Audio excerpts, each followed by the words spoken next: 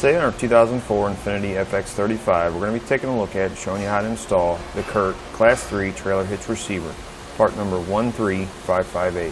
This is what our hitch looks like when it's installed. You can see it's got a square cross tube. Now the cross tube does hang down from the back of the vehicle, but it's tucked up underneath the bumper far enough where it's not going to be readily visible. It's going to be a Class 3. It's going to be 2" by 2". It's going to have a 5/8 inch diameter hitch pinhole. The safety chain plate, it's going to have a plate style, which is going to be on top of the receiver tube instead of on the bottom, which may give you a little bit more ground clearance. You're going to have a 350-pound max tongue weight, which is a downward pressure on the inside of the receiver tube.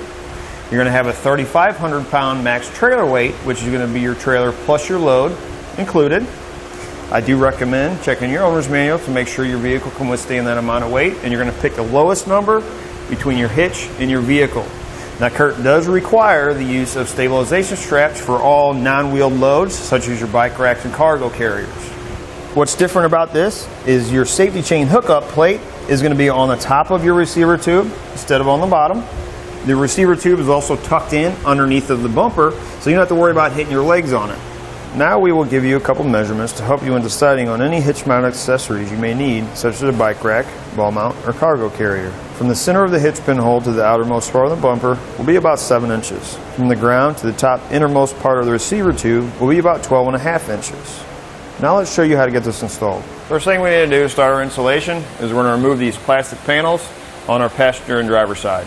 So what we're going to do is we're going to take a flathead screwdriver and you're going to pull out the center. Once you pull out the center, you can pull the base out. We have one more right here on the inside.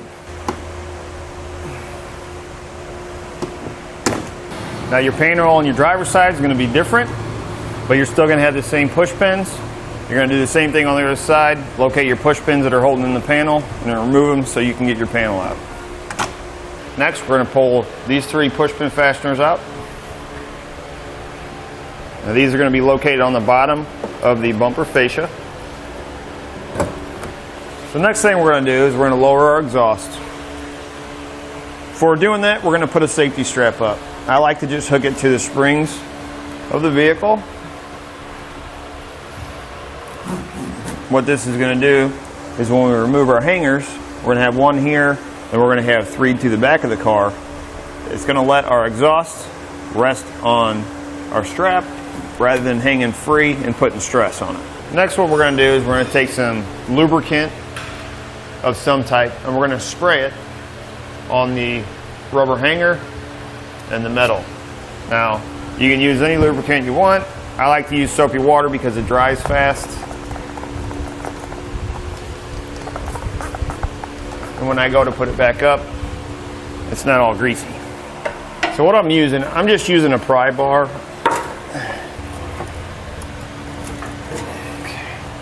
Next thing we need to do, we're going to need to clean out this weld nut here, and you're going to have one on the other side of the vehicle also. We're going to be using some lubrication and just a wire brush, pod number 814092.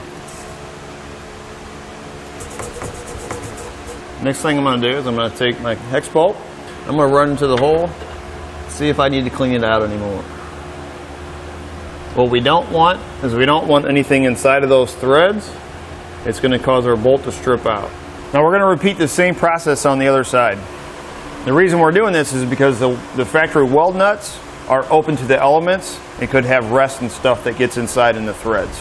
We're going to go ahead and loosely put our hitch into place. We're going to go over top of our exhaust. So what we want to do is we're going to put this bolt in loosely. As you can see, we had to use a pole jack to kind of push our exhaust up. We want our exhaust to sit low enough that we can get our hitch over top of it and underneath this fascia. But once we get it there, we need to raise up our exhaust just a little bit, whether you use a pole jack or an extra person to push that up so you can get the bolt in. So next thing I'm going to do is I'm going to take just a paint marker or magic marker and I'm going to mark these holes here. And I'm going to do this on both sides.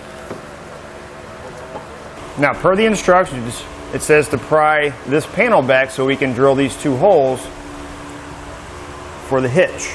that we had marked. So what I did is, it's up to you. You can have somebody hold it, as long as they can hold it back where you can drill a straight hole in there. What I did to help myself out is I just hooked a strap to it and tied it off. That way it stays pried back and out of my way. I'm going to be using a 1/2 inch drill bit. The bolts that are going in here are going to be 7/16.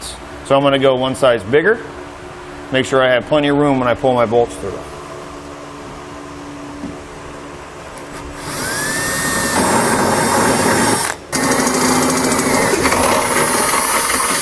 Now we're going to do the same thing on the other side of the vehicle. So now we'll go ahead and test the hole. You can see we're going to have plenty of room in both. Now we're going to take our feed wire, our spacer block, and our carriage bolt, and we're going to put them up inside here. First thing we need to do is we need to take our feed wire, and we're going to go to this inside hole here first. We're going to push this spring-looking end of the feed wire through the hole. And we want to come out this end. We're going to take our spacer block, put it on our feed wire,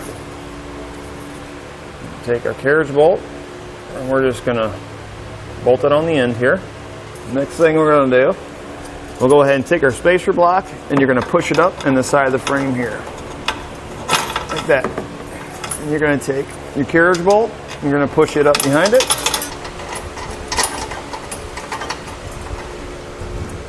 So now that we have this bolt in, we're going to take our feed wire off.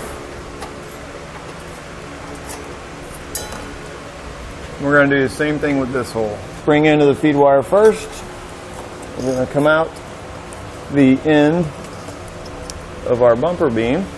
Go ahead, put our bolt on, push our spacer block up into place,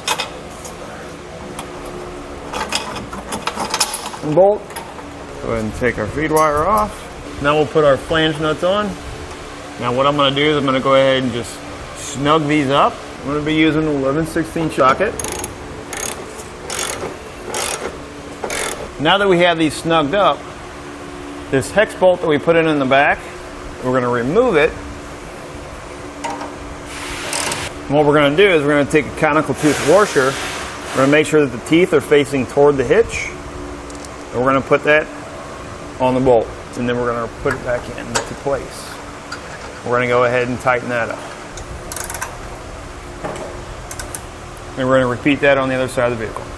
Once you have your hardware in place, you can torque it down to the specifications and the instructions.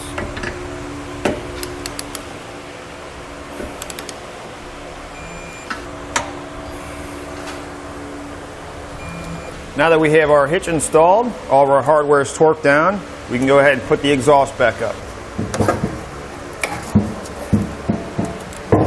We can start putting our pushpin fasteners back in on our bumper fascia here. Next, we'll reinstall all of our pushpin fasteners for our appearance panels.